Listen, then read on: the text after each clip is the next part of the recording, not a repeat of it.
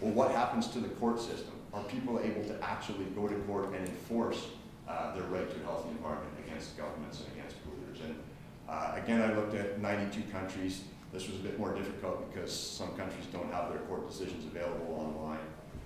But I found 60 countries where there have been court decisions at the highest level, at either the Supreme Court or the Constitutional Court, recognizing and implementing and enforcing the right to a healthy environment.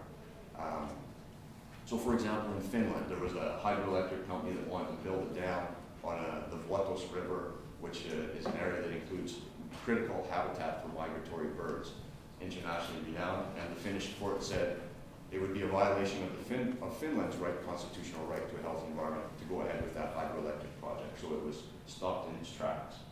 In Portugal, you can no longer build a gas station within a certain distance of a school because of the concerns about the adverse health and environmental impacts on children.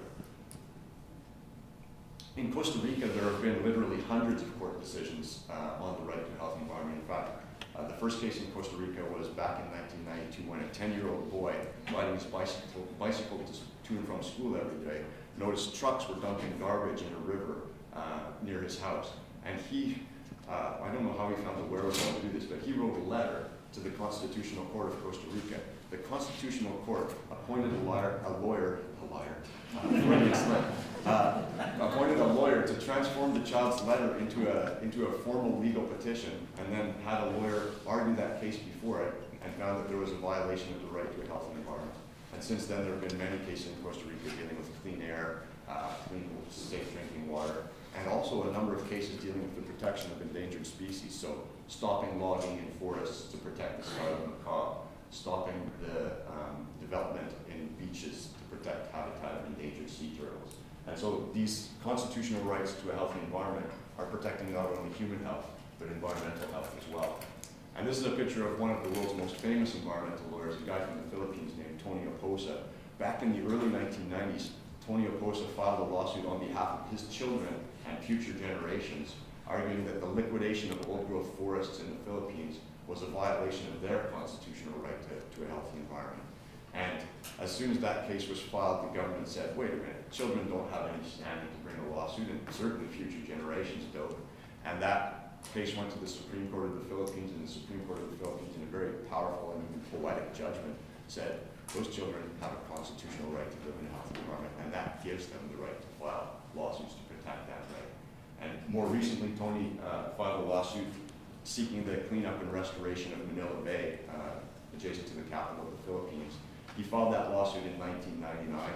It slowly wove its way through the Filipino court system, and in 2008, the Supreme Court of the Philippines came down with a very powerful judgment, similar to the Beatriz Mendoza judgment, ordering the government of the Philippines to do a bunch of specific things to clean up Manila Bay. And I just got an email from Tony last week, and he said that he's got the first anecdotal evidence that fisheries are beginning to rebound in Manila Bay for the first time in decades. So that's another sign of inspiration.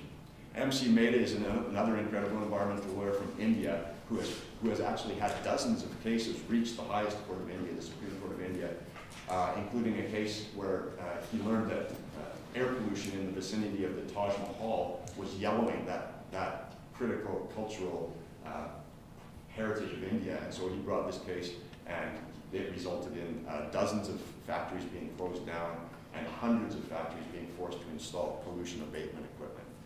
He was buoyed by the success of that lawsuit and brought a similar lawsuit arguing that it was a violation of the right to a healthy environment for companies to be dumping polluted water into the sacred Ganges River.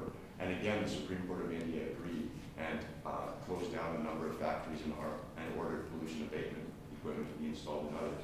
And then most recently, MC Mehta brought a case arguing that the diesel buses in New Delhi were causing air pollution that was violating the constitutional right to a healthy environment. Again, he was successful, and over a period of years, all of the diesel burning buses in New Delhi have been replaced by buses that burn compressed natural gas.